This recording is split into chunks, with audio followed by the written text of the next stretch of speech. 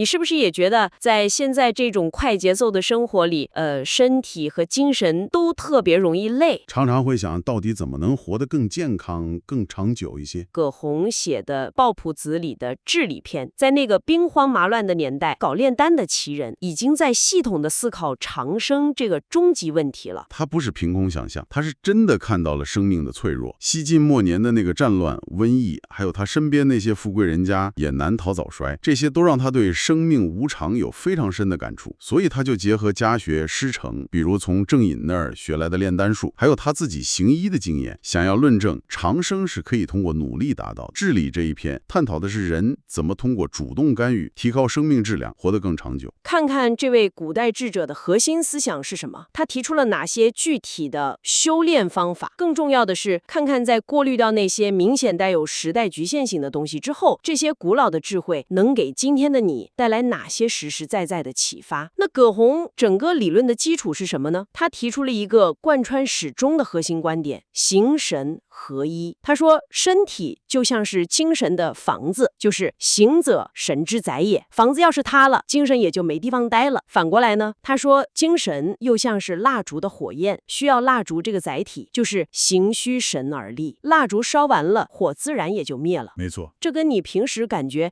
压力一大，身体就各种不舒服，或者熬夜之后整个人精神萎靡的状态是不是很像？这正是葛洪思想里特别有前瞻性的地方，甚至可以说是后世身心医学的一个非常早期的雏形。他反复强调形神相依，身体和精神是互相依存、密不可分的。你看他说，身劳则神散，身体过度劳累，精神自然就涣散了。反过来，气体欲盛，则精灵离身矣。就是说，如果身体能量不足，还硬去放纵各种欲望，那精神也会很快被消耗掉。这个跟中医理论里讲五脏藏神也是一致的。心、肝、脾、肺、肾这些脏器的功能状态，都和我们的情绪、思维活动紧密相关。这种身心相互影响的道理，其实我们现代人通过生活经验也能体会到。比方说，长期焦虑、压力大，就容易出现消化不良啊、失眠呐、免疫力下降，这就是神影响了形。反过来呢，身体不舒服，长期生病，人的情绪也容易低落消沉，这就是形影响了神。所以葛洪的结论很明确，想要健康长寿，必须身心同养，两方面都得下功夫。就像葛洪说的，元首寒气，孰不乐生而未死哉？那为什么现实中大部分人都做不到呢？葛洪看得很透彻，他指出了5种像是看不见的枷锁一样的东西，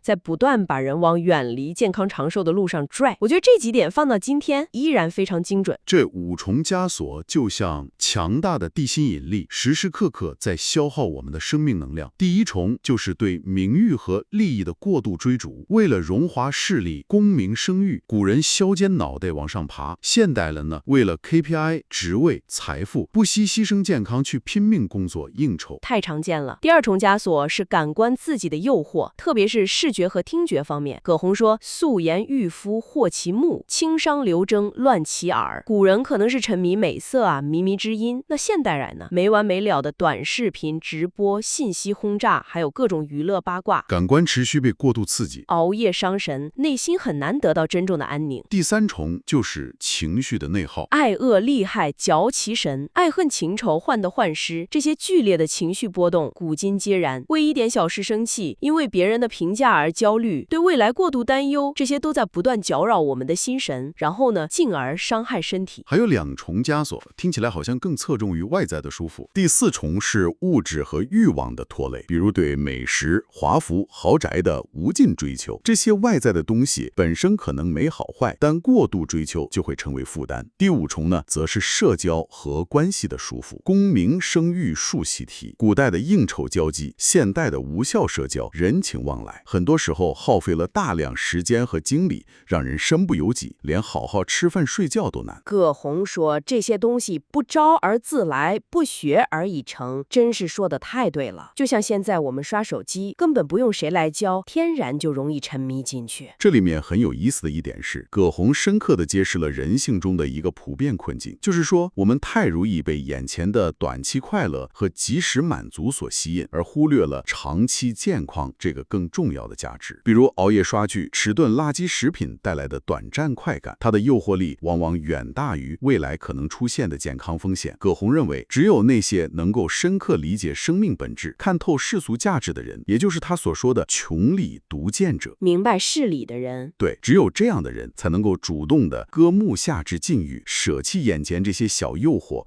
去追求难成之远功，也就是长远的健康和生命质量。那光指出问题还不行，他认为长生不是靠运气，也不是天生的，而是需要一套系统的方法去修炼。他提出了3大核心途径：服药、行气、房中术。我们来逐一拆解一下，看看这套古代健康方案到底是什么。首先是服药，这个可以理解为古代的营养补充与药物干预。葛洪很清晰地区分了2种药，反药和上药。听起来是不是更接近我们现在理解的药物和保健品？反药主要是用来治疗具体疾病和进行基础保健的，比如他提到的一种叫七叶清真的草药，据说名医反阿就靠长期服用它活了很久。还有像通明肾气之丸、内部五络之散这类，显然是针对特定病症的方剂。另外，像华佗创编、五谱发扬光大的五禽戏，通过模仿动物姿态来活动筋骨、调和气血，也属于这个范畴。那上药呢？听起来就比较高阶了，是不是就指向了炼丹？上药主要就是指金丹。葛洪相信，通过特殊的烧炼方法，将自然界中那些性质稳定、不易朽坏的物质，比如黄金、丹砂，把它们的精华提取出来，制成金丹。他认为服用这种金丹可以炼形，让人的身体也变得像金石一样坚固不朽。非常值得注意的一点是，葛洪在追求炼丹这个的目标的过程中，却留下了极其宝贵的观察和记录。他详细描述了许多化学变化的现象，这些细致的记录虽然是为炼丹服务的，但客观上却构成了中国乃至世界历史上非常早期的化学实验文件，极大地推动了古人对物质性质及其变化的认识。从这个角度看，称葛洪为一位早期的化学家或者炼金术士并不过分。第2种方法，行气呢？这个听起来有点像武侠小说里的内功，可以理解为古代的呼吸锻炼和能量管理方法。它的核心理念是人在气中，气在人中，认为人和自然界是可以通过气来相互感通的，而呼吸吐纳呢，就是调控自身内气的关键。葛洪特别推崇一种叫做胎息的方法，强调呼吸要学婴儿在母体中那样，做到深、长、细、匀，类似于我们现在所说的深度腹式呼吸。对，有点像。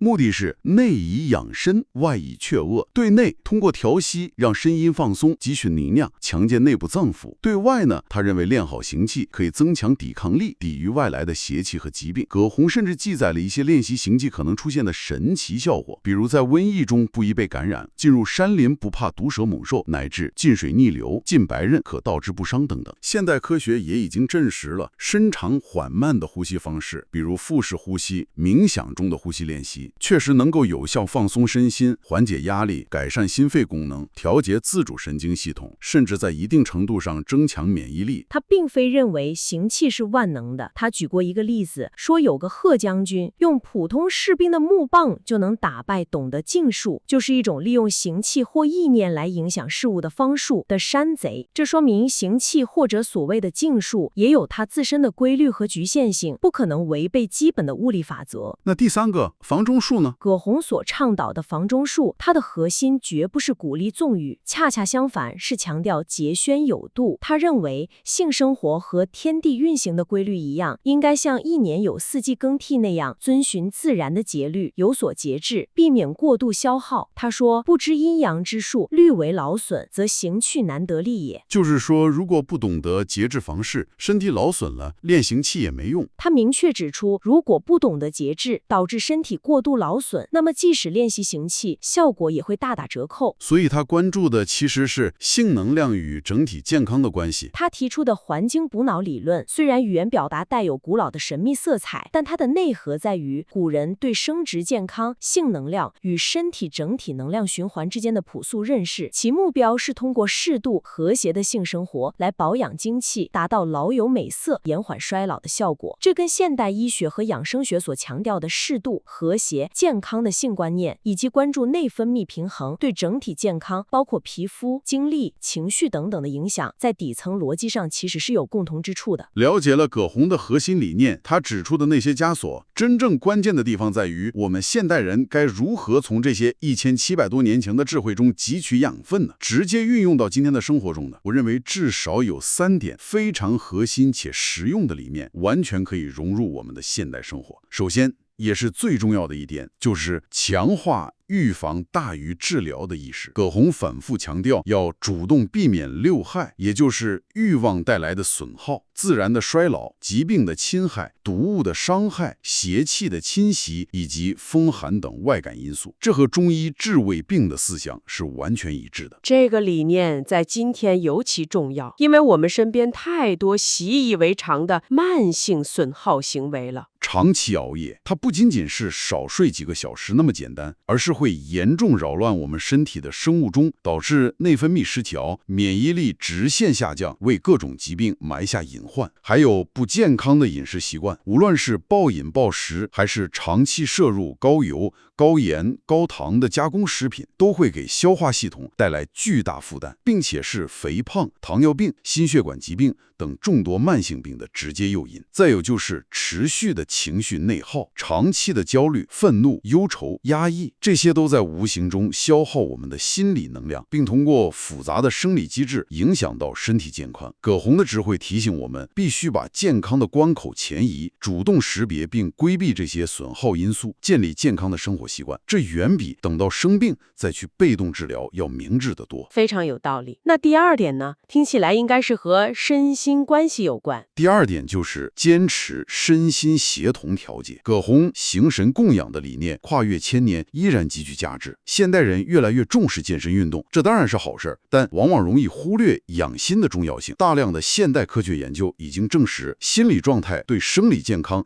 有着极其深远的影响，甚至可以直接影响疾病的发生发展。我们可以借鉴他手持抱衣专气致柔的思想，这里的守一可以理解为保持内心的专注与平静。在日常生活中，我们可以有意识地引入一些练习，比如正念呼吸、冥想或者瑜伽等等。这些练习的核心就像葛洪说的反听而后所闻彻，内视而后见无震，就是帮助我们暂时屏蔽外界的纷扰，将注意力收回到自己的身体和呼吸上，观察自己的念头而不被它寡挟，从而达到放松身心、减少杂念、保持内心平静安宁的效果。这对于缓解现代社会普遍存在的压力、焦虑和信息过载非常有意义。这确实是现代人非常需要的。那第三点呢，是关于欲望的管理吗？第三点是学会适度节制欲望。葛洪劝诫我们要割目下之禁欲，修难成之远功。这句话非常有智慧。这就像我们现在常说的断舍离，但葛洪所指的不仅仅是物质层面，更深层的是对内心各种欲望的审视、取舍和管理。这怎么应用到具体生活里？比如，为了长远的健康目标，主动选择放弃那些对身体弊大于利的及时满足，像是戒掉垃圾食品，限制甜食和饮料的摄入。再比如，为了内心的安宁和精神的充沛，有意识地减少那些过度消耗时间和精力的娱乐活动，像是无节制的刷手机、追剧、沉迷游戏等等。就是要分清主次，控制冲动，学会识别那些欲望是真正有益于我们生命成长的，哪些只是短暂的，甚至是有害的刺激，然后有意识地加以控制和引导。只有这样，我们才能摆脱被欲望牵着走的被动局面，拥抱真正的身心健康和内在自由。听起来古林实践这些理念还真有不少听着挺传奇的例子呢。葛洪书里就记载了一些，比如三国时期的名医樊阿，据说他没用什么特别名贵的药，就是坚持服用一种叫七叶清真的普通草药，据考证可能是某种漆树叶或者女贞子一类的，结果活到了100多岁。原文说200岁，更关键是他到老了还能眼不花耳不聋的给人扎针。这个例子虽然年龄的准确性有待考证，但它说明古人很早就认识到，通过长期坚持服用某些具有保健作用的天然药物是可以延年益寿的。还有一个很有名的，就是华佗的徒弟吴普。吴普坚持练习老师华佗传下来的五禽戏，就是模仿虎、鹿、熊、猿、鸟5种动物的动作和神态来进行锻炼。据说他也活到了100岁左右，原文说100余岁，而且状态很好，耳目聪明，齿牙完坚。是的，五禽戏确实是结合的肢体导引和呼吸吐纳的综合性养生方法，在现代康复医学和中医养生领域也仍有应用。还有一个例子比较特别，甚至有点猎奇，就是西汉的丞相张苍。张苍的例子确实比较极端。据史书记载，他晚年辞官后，因为年老牙齿掉光了，没法正常咀嚼，就靠长期饮用人乳来获得营养。喝人奶。据说因此活到了104岁，也有说180岁的，年代久远，记载不一。这个方法在现代看来当然是不可取且不现实的，但它从一个侧面反映了古人对于营养补充、维持生命活力的朴素认识和大胆尝试吧。这些案例，不论其细节真伪程度如何，都共同传递了一个核心信息：古人普遍相信，通过采取主动的、特定的方法进行干预，延长寿命、提升生命质量是可能的，并且他们也在积极的实践着。听到这里，你可能也会产生疑问：既然养生这么有效，为什么历史上那些懂医术的医生或者有钱有势能获得最好资源的贵族，也不是个个都长命百岁呢？这些问题早在葛洪那个时代就已经有人提出来了。葛洪在《治理篇》里也专门做了回应，比如针对很多医生自己也并不长寿，可见养生没什么用的质疑，葛洪做了一个很重要的区分：治病医和养生道是不同的。怎么不同？他说，像扁鹊、仓公这样的神医，医术确实高明，能起死回生，但他们主要是救足病之作，是应对已经发生的疾病，是治标；而养生道呢，是防未然之患，是从根本上强健身体，预防疾病的发生，是治本。医生专注于治病救人，耗费心神，如果不另外进行系统的养生训练，自己也可能会生病，甚至早逝。这个解释有点意思。那对于很多有钱人吃各种好药补品，不也照样短命吗？这说明寿命还是天注定的吧？这种看法呢？葛洪反驳说，长寿是多种因素共同作用的结果，需要天时地利人和。有钱人虽然拥有物质上的优势，能获得好药，但如果他们不懂得养生的根本道理，比如沉溺于声色犬马，过度消耗，形神俱损，或者本身就有难以治愈的数疾，那么再好的药物也无济于事。这就好比给即将倾倒的房子增加支撑，不如一开始就把地基打牢固。这和我们现代人理解的健康生活方式需要全面的自律和科学的方法，而不是仅仅依赖某种灵丹妙药，道理是相同的。那对于修仙得道、长生不死这种说法本身听起来就太不靠谱，根本不可能实现的质疑，葛洪又是怎么回应的呢？他用了很多类比推理来说明改变的可能性，比如他说，普通的泥土经过烧制可以变成坚固耐用的瓦片，可以历经1000年风雨；脆弱的木材烧成炭之后也能长久不腐。既然无机物可以通过加工改变性质，延长寿命，那么人的身体作为更精妙的构造，为什么不能通过特殊的训练方法，比如服食金丹、行气导引来改造自身，延长寿命呢？当然，这个类比在今天看有它的局限性，但它还一针见血地指出了很多人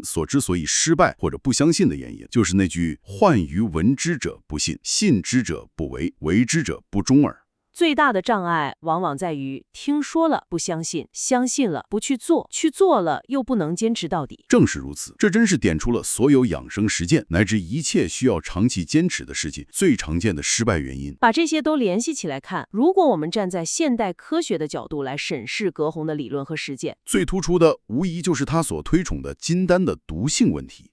正如我们前面提到的，那些以铅、汞为主要原料炼制的丹药，在现代科学看来就是剧毒物质，长期服用不仅不能延年益寿，反而会严重损害健康，导致中毒死亡。历史上许多帝王将相迷信丹药而丧命，就是惨痛的教训。还有那些白日飞升的说法，像白日飞升成仙这类描述，我们不能从科学层面去证实它，就简单的全盘否定葛洪和他著作的价值。实际上，葛洪的思想和实践中同样蕴含着许多超越时代的极具价值的闪光点。他系统阐述的形神供养理念，强调身心健康的统一性和相互影响，这比现代身心医学的正式提出早了将近1700年，显示了非凡的前瞻性。他在炼丹过程中留下的记录呢？各种物质，特别是金属、矿物，在加热反应过程中的颜色、形态、性质变化的详细观察和记录，是极其珍贵的早期化学实验文献。这些记录客观上积累了关于物质变化的知识，甚至对后来火药的发明等也可能产生了一定的影响。对草药的关注和记载价值也很高吧，特别是青蒿。葛洪不仅在《抱朴子》中记载药方，他的另一部著作《肘后备急方》更是收集整理了大量民间实用、廉价易得的方药。其中关于青蒿治疗疟疾的明确记载：青蒿一握，以水2升渍搅取之，尽服之。这个记载直接启发了屠呦呦团队的研究，最终成功提取出青蒿蒿素挽救了全球数百万疟疾患者的生命，这充分证明了古代医药文献的巨大潜在价值。还有像五禽戏、行气这些锻炼方法呢，现在还有人用吗？五禽戏、导引术这类动功，以及他所倡导的行气，本质上是调息，特别是升缓的腹式呼吸。这些方法的核心原理，通过肢体运动、呼吸调节来改善循环、放松身心、增强体质，已经被现代科学所证实。如今，这些方法在康复医学、运动疗法、心理减压，比如正念疗法等领域，仍然被广泛应用和研究，显示出强大的生命力。最后一点，关于心态调整的重要性，似乎也很有启发。他所倡导的外出荣辱、内守精神的生活态度，也就是尽量摆脱外界评价像荣辱、毁誉这些干扰，保持内心的宁静、专注和精神的饱满。这与现代心理学中关于情绪管理、压力应对的许多理念是不谋而合的。比如认知行为疗法 CBT 中调整负面思维模式、正念减压，培养对当下体验的觉察和接纳。他们的核心目标都是帮助人们更好地应对内外部压力，保持心理平衡。这说明在如何获得内心平静和精神自由方面，古老的东方智慧早已达到了相当深刻的认识。所以总结来说，葛洪的治理篇长生不死的修仙秘籍不能这么简单看。这是1700多年前一位充满智慧和探索精神的学者，面对生命的脆弱和无常，进行的一次关于生命极限的大胆思考，以及对如何实现健康、高质量生活方式的一次系统性的理论构建和实践探索。对生命的尊重，对身心合一统一的深刻认识，对节制欲望和积极预防生活方式的强调，直到今天依然闪耀着智慧的光芒，值得我们去学习和借鉴。及其治理篇的思考中领悟到，生命本身既是脆弱易逝的，同时又蕴藏着巨大的潜能和韧性。真正的长生久世，或许并不在于追求无限延长的时间长度，